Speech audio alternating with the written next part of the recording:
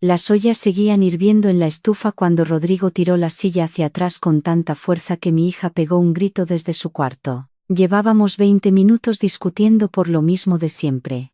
El dinero que faltaba, la renta que no había pagado, la mentira que yo había descubierto esa mañana revisando el cajón de los recibos. 3 meses de pagos de tarjeta que yo no conocía.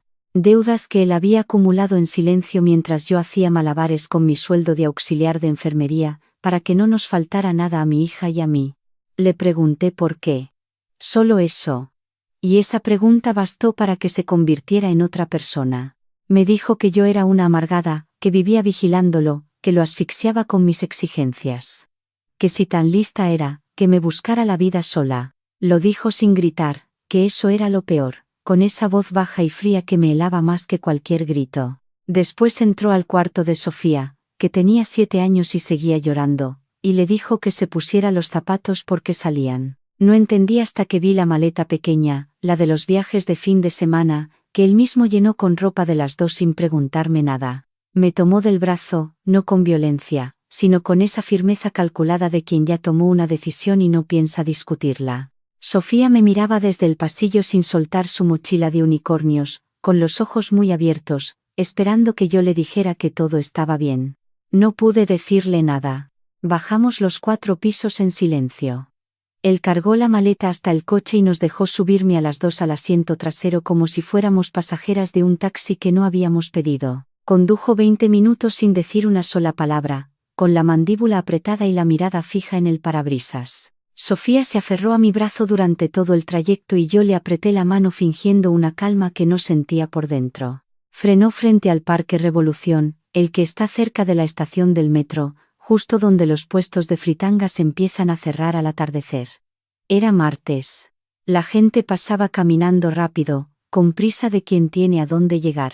Él bajó del coche, abrió la cajuela, sacó la maleta y la dejó en la banqueta sin mirarme. «Bájense», dijo. Sofía preguntó que para qué. Él no respondió. Yo bajé primero y le extendí la mano a ella para que bajara conmigo. Cuando cerré la puerta del coche, lo hice despacio, sin portazo, porque no quería darle la satisfacción de verme perder el control.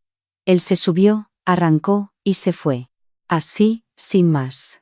Me quedé parada en la banqueta con una maleta que no había hecho yo, la mano de mi hija en la mía, y el sonido del tráfico llenando el espacio donde debería haber habido alguna explicación. Sofía me preguntó si íbamos a quedarnos a dormir en el parque. Le dije que no, fuimos a llamar a la abuela. Metí la mano en la bolsa buscando el teléfono y encontré el hueco. Se lo había llevado. El teléfono, las llaves del departamento, la cartera con las tarjetas. Había dejado solo lo que traía puesto y lo que él quiso meterme en esa maleta. Sofía me miraba. Yo miraba la maleta. El sol estaba bajando y el aire de octubre en la ciudad tiene ese frío traicionero que empieza suave y de repente ya te cala los huesos. No sé cuánto tiempo estuvimos ahí paradas antes de escuchar la voz. «Oye, tú». «Sí, tú, la del abrigo azul». Me giré sin saber qué esperar y vi a una mujer sentada en una silla de ruedas junto a uno de los bancales del parque. Tendría unos 60 y tantos años, el cabello blanco recogido en una trenza gruesa, un rebozo rojo sangre sobre los hombros, y unos ojos oscuros que me miraban con una precisión que me desconcertó. A su lado, de pie, había un muchacho joven con chamarra de mezclilla que sostenía una bolsa del mercado. «¿Llevas rato aquí parada?», me preguntó. No lo dijo con lástima. Lo dijo como quien pregunta si llovió. No supe qué responder. Solo asentí. Ella asintió también, como si eso le confirmara algo que ya sabía. «Finge que eres mi sobrina. Mi coche viene en 10 minutos. Si alguien pregunta, nos encontramos aquí de casualidad y te vas a cenar a mi casa. Tu marido va a lamentar haberte dejado en este parque cuando se entere de quién soy yo». Lo dijo sin subir la voz. Sin dramatismo. Como si fuera la cosa más lógica del mundo. Me quedé paralizada. Miré al muchacho de la chamarra, que no dijo nada y solo esperaba. Miré a Sofía, que había dejado de temblar porque algo en esa mujer la tranquilizó antes que a mí. Y después la miré a ella otra vez, a esa señora de rebozo rojo que me hablaba como si nos conociéramos de toda la vida. «¿Por qué?», pregunté. Ella torció apenas la comisura del labio. porque conozco esa cara que traes. Y porque una vez alguien no me ayudó cuando debía haberlo hecho, y todavía cargo con eso. No pregunté más. Tomé la maleta y me senté en la banca junto a ella. Sofía se sentó entre las dos y en menos de 2 minutos estaba contándole a esa desconocida los nombres de todos sus peluches como si fueran viejas amigas. El coche llegó puntual. Una camioneta negra, no nueva pero sí muy cuidada, conducida por un señor mayor con bigote canoso que bajó sin que nadie se lo pidiera para doblar la silla de ruedas y acomodarla en la cajuela. La señora se paró sola, sin ayuda, con una agilidad que no esperaba de alguien que usaba silla. Me explicó después que la usaba cuando había mucho trayecto a pie, porque una rodilla operada mal no le perdonaba los excesos. Pero que en su casa se movía como quería. Me llamo Carmen Villanueva, dijo cuando la camioneta ya iba en movimiento. Carmen, a secas, para ti. El apellido me sonó familiar de un modo que no supe ubicar de inmediato. Sofía ya se había quedado dormida apoyada en mi hombro, exhausta de tanto llorar y de tanto intentar no llorar. Yo miraba por la ventana las avenidas que se alejaban del centro y traté de recordar dónde había escuchado ese nombre. Lo recordé cuando entramos a una colonia de casas grandes, jardines ordenados, calles sin baches. Villanueva. La cadena de tamalería Villanueva, que tenía locales en 5 estados de la República y que había salido en un reportaje del periódico el año pasado porque exportaba a restaurantes mexicanos en Chicago y Houston. La señora que había empezado vendiendo tamales desde un carrito en el mercado de Tacubaya y que ahora empleaba a más de 200 personas. Me entró un mareo extraño. No por el lujo, sino por el vértigo de comprender quién era la persona que me había recogido de una banqueta. La casa era amplia, con un jardín interior y una cocina que olía permanentemente a chile y a masa. Todo tenía ese orden de quien no necesita demostrar nada. Muebles sólidos, plantas bien cuidadas, una mesa de madera oscura que podía sentar a 12 personas. Una mujer joven, empleada de la casa, llevó a Sofía a un cuarto con cama limpia sin que nadie tuviera que pedírselo. Mi hija se dejó llevar todavía dormida, aferrada a su mochila de unicornios.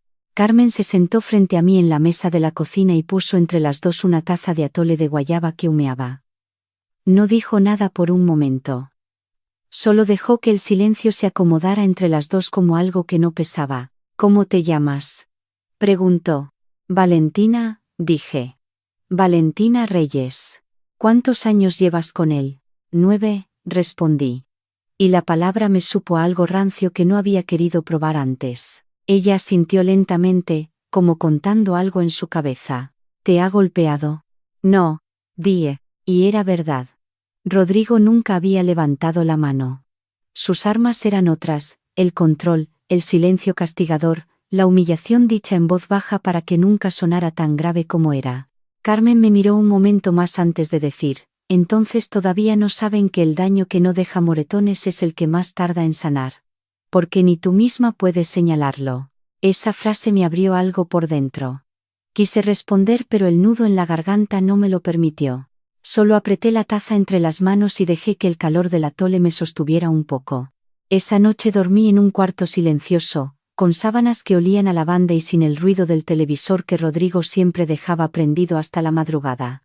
Sofía dormía en la cama de al lado. Me quedé mirando el techo mucho tiempo, sin poder creer del todo que aquello fuera real, o esperando despertar en el departamento de siempre con el sonido de las ollas en la estufa y la sensación de que tenía que adelantarme al mal humor de alguien, pero no desperté.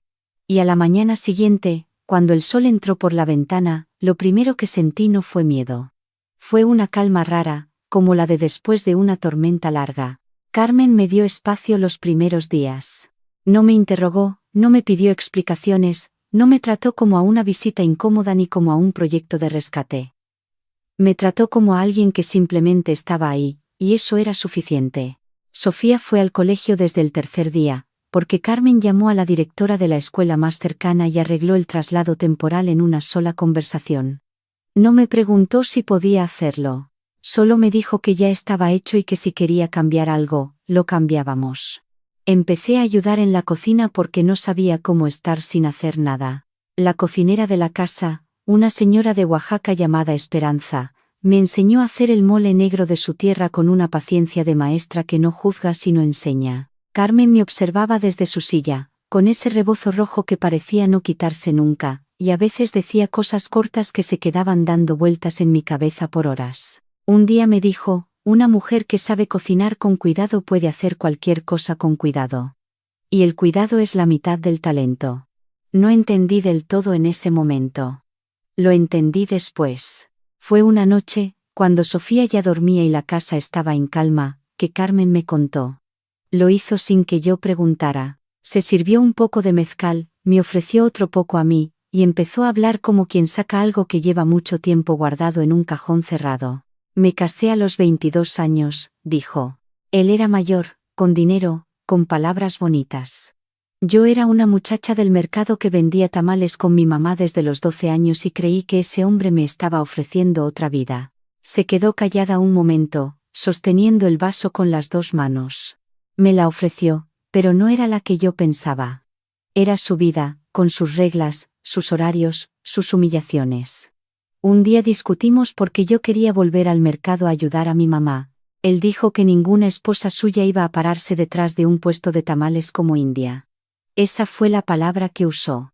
Yo le respondí que me importaba más mi madre que su orgullo, y él me golpeó con el teléfono en el oído izquierdo. Me quedé sin respiración. Perdí la audición de ese oído para siempre, dijo.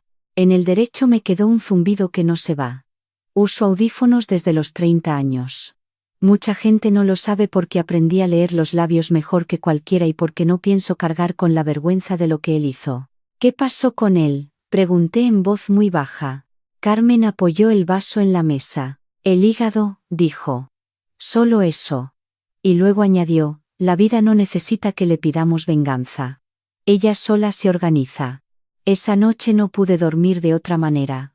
No de angustia, sino de algo parecido a cuando se ordena un cuarto que llevaba mucho tiempo revuelto. Carmen no me había dado lástima ni consejo ni sermón. Me había dado algo más difícil de encontrar, su verdad, y con eso me había dicho, sin decírmelo, que yo no estaba sola en lo que había vivido, y que lo que había vivido tenía nombre aunque nadie lo hubiera gritado en voz alta. A las 2 semanas, una mañana mientras desayunábamos, Carmen apartó su taza y me miró de frente. Necesito que pienses qué sabes hacer, dijo. No lo que has hecho para otros. Lo que sabes hacer para ti. Le dije que había trabajado 8 años en una clínica como auxiliar. Que sabía de cuidados, de organización, de lidiar con personas difíciles sin perder la cabeza. Y que sabía cocinar, aunque nunca lo había pensado como algo más que una obligación. Carmen asintió despacio. Eso no es poco. Eso es todo. Me explicó lo que tenía en mente con la tranquilidad de quien no está improvisando. Quería abrir un servicio de comida preparada para llevar, no dentro de su cadena grande sino algo separado, más pequeño, pensado para familias trabajadoras que no tienen tiempo de cocinar pero tampoco quieren pagar precios de restaurante. Ella pondría el capital inicial y los contactos. Yo pondría el trabajo y el conocimiento. Las ganancias se dividirían de manera justa desde el principio, no cuando yo me lo ganara, sino desde el día 1. ¿Por qué confiarme algo así?, le pregunté. Porque vi cómo tratas a mi cocinera. Con respeto. Y porque vi cómo le explicas las cosas a tu hija cuando no entiende algo, con paciencia, sin hacerla sentir tonta. Una persona que trata así a los demás trata igual su trabajo. Tardé 3 días en decirle que sí. No porque dudara de ella sino porque dudaba de mí misma, de esa voz que llevaba años diciéndome que yo no era suficiente para nada que no fuera a aguantar. Carmen me dejó tardar. No me presionó, solo seguía su vida normal, con sus llamadas de negocios, sus visitas a los locales, sus mañanas en el jardín tomando café con la cara al sol. La mañana que le dije que sí, solo levantó el vaso de café como si brindáramos. Al trabajo, dijo. Empezamos en la cocina de una amiga suya que tenía un espacio rentado en la colonia del Valle. 3 días a la semana, Sofía en la escuela, yo aprendiendo a calcular costos, a negociar con proveedores en el mercado, a entender que la diferencia entre un negocio y un hobby es el orden en los números. Carmen me mandaba mensajes de voz porque decía que escribir le aburría, y cada mensaje era una clase corta, como hablar con un proveedor, como fijar un precio que respete el trabajo propio, cómo decir que no sin perder un cliente. El primer pedido fue un conjunto de charolas para el cumpleaños de la sobrina de Esperanza. 40 personas, 3 guisados, arroz, frijoles y postres. Me temblaron las manos preparando la lista de compras. Carmen me llamó la noche anterior y cuando le dije que estaba nerviosa, se quedó callada un momento y luego dijo: el miedo que sientes ahora es el mismo que sintió tu abuela la primera vez que puso un tamal al vapor. Y mírate, aquí estás. Todo salió bien. Mejor que bien. La señora del cumpleaños nos recomendó con 3 personas ese mismo día. Decidí llamarle al negocio Valentinas. Sin apellido, sin adorno. Solo mi nombre, que durante años había sentido que no me pertenecía del todo porque siempre iba pegado al apellido de él. Carmen, cuando se lo dije, no dijo nada por un momento. Luego sonrió de un modo que no le había visto antes, amplio, sin reservas. Ese es exactamente el nombre correcto, dijo. Los pedidos crecieron más rápido de lo que esperaba. En 3 meses ya tenía 2 ayudantes de cocina, ambas mujeres con historias que no me contaron de golpe pero que fui conociendo poco a poco. Una venía de Puebla huyendo de un matrimonio que no le dio opción de irse en paz. La otra había criado sola a sus 3 hijos después de que su esposo desapareciera con la deuda y una mujer de otra colonia. No las contraté por compasión. Las contraté porque trabajaban con una determinación que yo conocía bien, la de quien no puede darse el lujo de fallar porque ya no hay red de seguridad debajo. Cuando le conté a Carmen que las había contratado y por qué, ella tomó su taza de café y dijo: así se construye algo que dura. No con empleados que no les importa, sino con personas que saben lo que cuesta. Eso es justicia real, añadió. No la que pides. La que construyes. Un martes que no tenía nada de especial, Rodrigo apareció. Lo vi desde la ventana de la cocina mientras descargaba ingredientes de una camioneta. Estaba parado en la banqueta de enfrente, con las manos en los bolsillos y una cara que no era la cara arrogante de siempre sino algo más gastado, más pequeño. Me lo quedé mirando un momento sin moverme. Bajé a abrirle. No sé por qué. Creo que necesitaba verlo de cerca para confirmar algo que ya sabía pero que quería terminar de entender. Valentina, dijo. Solo eso. Como si el nombre fuera toda la oración. Lo miré. Era el mismo hombre, los mismos ojos, la misma mandíbula. Pero algo se había ido de él que antes no noté que estaba. Esa certeza de que el mundo le debía algo, ya no estaba. Me dijo que lo sentía. Que había cometido un error. Que quería hablar de Sofía, de nosotros, de empezar de nuevo. Que había cambiado. Lo dijo con una voz que sonaba ensayada, como quien repite algo que practicó en el espejo pero que no termina de sentirse propio. Esperé a que terminara. Después le dije: Rodrigo, tú me dejaste en una banqueta con tu hija y una maleta que no hice yo. Eso fue lo que decidiste. Yo tomé otra decisión después. Y esa decisión soy yo ahora. Intentó decir algo más pero yo ya no tenía nada que agregar. Le dije que podía tener visitas con Sofía los fines de semana si lo acordábamos con calma, que en eso íbamos a ser civilizados por ella, y que en todo lo demás ya no había nada que hablar. Se fue caminando despacio, con los hombros caídos de un modo que no le conocía. No sentí alegría. No sentí rencor. Sentí algo parecido al silencio después de que se apaga un ruido al que ya te habías acostumbrado. Una quietud nueva, un poco extraña al principio, pero limpia. Esa noche se lo conté a Carmen. Ella escuchó todo sin interrumpirme. Cuando terminé, levantó su copa y dijo: esa mujer que habló hoy no es la misma que encontré en ese parque. Y tenía razón. Carmen empezó a cansarse a finales del invierno. No lo dijo, porque ella no decía ese tipo de cosas. Pero yo lo veía en la forma en que se quedaba quieta mirando el jardín más tiempo que antes, en que a veces le temblaban las manos sobre la taza, en que sus paseos de la mañana se volvieron más cortos. El médico que la visitaba una vez a la semana me miraba con una seriedad que no necesitaba palabras para entenderse. Me quedaba con ella por las noches cuando Sofía ya dormía. Le leía los periódicos en voz alta porque decía que así las noticias sonaban menos graves.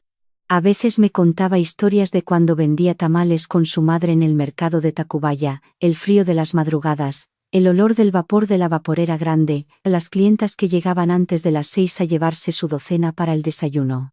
Lo contaba con un cariño que no tenía nada de nostalgia melancólica sino de alguien que reconoce que de ahí vino todo lo que es. Una noche me preguntó si creía en algo más grande que uno mismo. Le dije que no sabía bien. Que había rezado mucho de niña y que después la vida me había ido borrando esa certeza sin que yo me diera cuenta. Ella asintió. Yo tampoco sé si hay algo después, dijo. Eso es lo único que me importa que siga cuando yo ya no esté. Le tomé la mano. La tenía fría y muy delgada, con las venas marcadas y esa textura de quien ha trabajado con las manos toda la vida. ¿Tienes miedo?, le pregunté. Pensó unos segundos. No, dijo. Tengo curiosidad. Y se rió bajito, con esa risa suya que no pedía permiso. Murió un jueves de febrero, temprano en la mañana, con la luz todavía gris entrando por la ventana de su cuarto. El médico dijo que había sido tranquila, sin dolor, yo me lo imagino así. Carmen decidiendo irse de la misma manera que vivió, sin escándalo, sin alaraca, con ese orden silencioso que era su forma de estar en el mundo. Me quedé un rato sentada a su lado con el rebozo rojo sobre mis piernas. No lloré de inmediato. Sentí lo mismo que siento cuando termina una conversación muy importante. Ese momento en que las palabras se acaban y queda algo que no tiene nombre pero que pesa de buena manera. El funeral fue sencillo, como ella hubiera querido. Vinieron sus socias, sus empleados de los locales, señoras del mercado que la habían conocido de joven. Vino también su abogada, una mujer de pelo corto y voz directa que me buscó 2 días después para leerme el testamento. Carmen había dividido su patrimonio entre su fundación, sus empleados más antiguos, y una parte para mí. No la empresa grande, que tenía sus propios directivos, sino la casa, un fondo para Valentinas, y el rebozo rojo que me dejó con una nota escrita a mano que decía solamente, para que recuerdes de qué estás hecha. Lloré esa tarde en la cocina, sola, con una taza de atole de guayaba que Esperanza me dejó en la mesa sin decir nada. Lloré todo lo que no había llorado el día que Rodrigo me dejó en esa banqueta, todo lo que había aguantado en 9 años de matrimonio, todo lo que no había sabido ponerle nombre hasta que Carmen me enseñó a mirarlo de frente. Y también lloré de gratitud, que es un llanto diferente, más limpio, más hondo. Meses después supe, sin haberlo buscado, que Rodrigo había perdido el departamento. Que una deuda de apuestas que yo no conocía se había multiplicado hasta que ya no pudo sostenerse. Que vivía con su madre en Ecatepec y que había tenido que vender el coche. No sentí nada particular cuando lo supe. Solo pensé que la vida, efectivamente, se organiza sola. Usé el fondo que Carmen me dejó para abrir una sede más de Valentinas y para empezar algo que llevaba tiempo pensando desde que ella me habló de su fundación. Un espacio para mujeres que llegan sin dinero, sin red, sin saber del todo a dónde ir. No un albergue, sino algo más parecido a lo que Carmen me dio a mí, un lugar donde aprender un oficio, donde ordenar los papeles legales, donde alguien te mira a los ojos sin compasión sino con respeto. Lo llamé Casa Carmen, que era lo menos que podía hacer. Sofía tiene 9 años ahora. Me ayuda los sábados en la cocina a doblar servilletas y a poner etiquetas en los frascos de salsa que vendemos. Dice que de grande va a tener su propio restaurante. Yo le digo que puede tener lo que quiera siempre que lo construya con sus manos. Cada vez que paso por el Parque Revolución y veo los bancales cerca de la estación del metro, busco sin querer a alguien parado en la banqueta con esa cara que yo sé reconocer. A veces la encuentro. Me acerco despacio, sin asustar, y ofrezco lo que Carmen me ofreció a mí, una dirección, un número, una puerta que no está cerrada. El rebozo rojo está colgado en la pared de mi oficina en Casa Carmen, junto a la foto que alguien nos tomó a las 2 en el jardín, un domingo de marzo, con Sofía entre nosotras y el sol de la mañana cayendo de lado. Carmen tiene los ojos entrecerrados por la luz y está sonriendo. Sofía señala algo fuera del cuadro. Yo la estoy mirando a ella, a Carmen, con una cara que no sabría describir pero que ahora reconozco como la cara de alguien que ya no tiene miedo. A veces me preguntan si creo en los ángeles. Antes no sabía qué responder. Ahora digo lo que pienso de verdad. No sé si existen los que tienen alas y viven en el cielo, pero sí sé que hay personas que aparecen en el momento exacto en que uno más lo necesita, sin pedirte nada a cambio, sin esperar que les agradezcas de ninguna manera particular. Personas que cargan su propio dolor y aún así se detienen cuando ven el tuyo. Si eso no es un ángel, es lo más parecido que he encontrado en esta vida. Carmen me enseñó que el valor no está en aguantar. Está en soltar. Que hay días en que la mayor valentía es dejarse ayudar. Que a veces la vida te rompe no para destruirte sino para que descubras, entre los pedazos, qué partes tuyas son las que de verdad importan. Yo era una mujer que cargaba el silencio de alguien más como si fuera deuda propia. Hoy soy la voz que le dice a otras mujeres que ese silencio no les pertenece. Todo empezó en una banqueta del Parque Revolución, un martes de octubre, cuando una señora con rebozo rojo y silla de ruedas me miró como si me conociera de toda la vida y me dijo que fingiera ser su sobrina. Y yo, que tenía todo el mundo en contra y nada en las manos, la seguí. Y esa fue la decisión más inteligente de mi vida.